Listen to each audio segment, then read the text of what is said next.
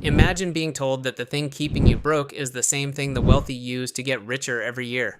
Sounds ridiculous, right? Most people spend their lives trying to avoid debt. The wealthy spend their lives learning how to use it. And that's why so many hardworking people stay financially stuck, while others quietly build fortunes. Today, we're going to uncover the one number that determines whether debt is making you richer or poorer. By the end of this video, you'll know exactly which debts are helping you build wealth and which ones are quietly stealing your future. Let's get into it. Most people think debt and wealth are opposites. Debt is something you escape from. Wealth is something you build, but in reality, debt is simply a tool. A credit card, a car loan, a mortgage, a business loan, even the billions of dollars borrowed by major corporations. They're all the same thing. Someone gives you money today, you agree to pay it back later. Plus interest. That's it. Yet society teaches us to divide debt into two categories: good debt and bad debt. A mortgage, good debt. A student loan, good debt. A credit card, bad debt. A payday loan, terrible debt. Simple, easy, and often completely wrong. Because whether a debt makes you richer or poorer has very little to do with what you bought. It has everything to do with one simple comparison. The interest rate you're paying versus the return your money could earn somewhere else. That's the entire game. Let me show you. Meet Daniel. Daniel is responsible. He pays his bills on time. He doesn't buy expensive watches. He doesn't drive a luxury car. He carefully budgets every month. Most people would say Daniel is financially disciplined, but Daniel has a personal loan balance of $10,000. The interest rate is 18%. He pays around $250 every month and feels good because he's making payments consistently. What Daniel doesn't realize is that every year he's paying roughly $1,800 in interest, not reducing the debt, not building wealth, just paying for the privilege of carrying that loan. Now meet Michael. Michael owes much more money than Daniel. He financed a family SUV for $45,000 at 5.9%. At first glance, Michael looks worse off. After all, he owes over 4 times as much money. But Michael understands something Daniel doesn't. Instead of throwing every spare dollar at a relatively low-interest loan, Michael invests $500 every month into a diversified ETF portfolio. Historically, those investments earn around 9% annually over the long run. His debt costs him 5.9%. His investments earn approximately 9%. Do you see the difference? Michael's money is working for him. Daniel's money is working against him. The amount borrowed isn't the problem, the interest rate is. And that brings us to the most important concept in this entire video. I call it the wealth line. The wealth line is the point where the cost of your debt equals the return your money could reasonably earn elsewhere. Above the line, the debt is hurting you. Below the line, the debt may actually be helping you build wealth. Let's make this practical. Suppose you have a credit card charging 22%. Paying off that debt instantly gives you a guaranteed 22% return. Think about that. A guaranteed, tax-free, risk-free 22% return. Can you get that from the stock market? No. Can you get it from a savings account? Definitely not. Can you get it from an ETF? Not consistently. Yet millions of people carry credit card balances while simultaneously trying to invest. It's like trying to fill a bucket while there's a massive hole in the bottom. The leak is bigger than the water you're pouring in. That's why high interest debt is so dangerous. Not because debt is evil, because the math is brutal. Now let's look at the other side. Imagine you have a fixed mortgage at 5%. You also have an investment portfolio earning around 9% annually over time. In this scenario, every extra dollar used to eliminate the mortgage saves 5%. But every dollar invested has the potential to earn 9%. That's a very different equation. Suddenly, aggressively paying off the mortgage isn't necessarily the obvious choice. And this is where many people get confused. They've been taught that all debt should be eliminated immediately, but that's not always true. Financial decisions should be based on numbers, not emotions. The wealthy understand this. They don't ask, do I have debt? They ask, what is this debt costing me?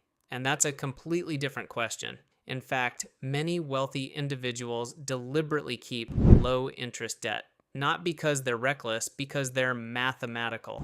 If they can borrow at 4% and earn 8%, 9%, or 10%, they're creating a spread, a gap between what they pay and what they earn. That spread compounds into wealth over time. Now, before anyone misunderstands this point, let's be clear. Debt is not automatically good.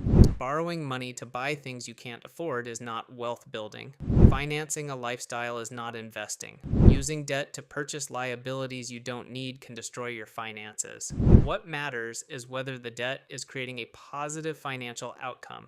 Let's look at a real-world example. Imagine two people earn exactly the same salary. Both earn $100,000 per year.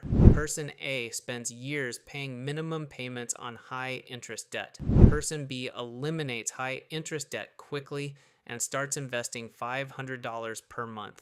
After 30 years, assuming a 9% annual return, Person B could have accumulated over $900,000. Person A eventually starts investing too, but because they started years later, they may finish hundreds of thousands of dollars behind, not because they earned less. Not because they worked less, because they misunderstood one number, the cost of their debt.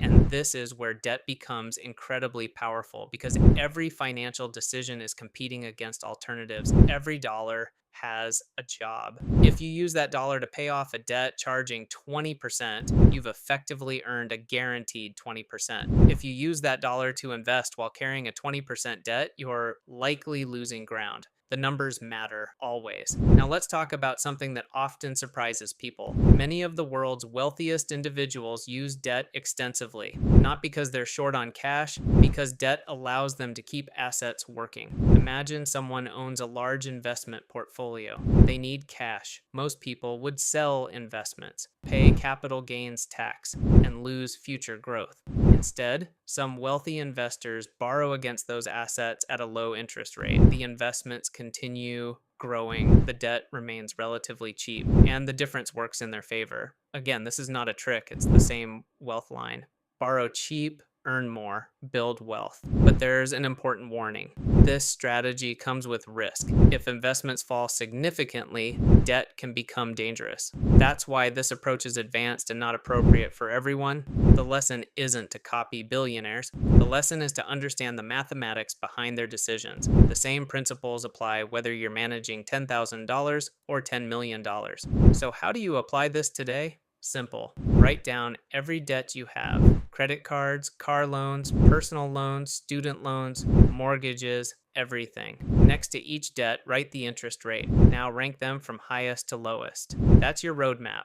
The highest rate debt is usually costing you the most damage. Attack it first. A credit card charging 22%, priority number 1. A payday loan charging 30%, financial emergency. A personal loan charging 12%, high priority. A car loan at 7%, worth reviewing carefully. A mortgage at 5%, potentially lower priority depending on your investment opportunities and risk tolerance. The point is that you're no longer guessing.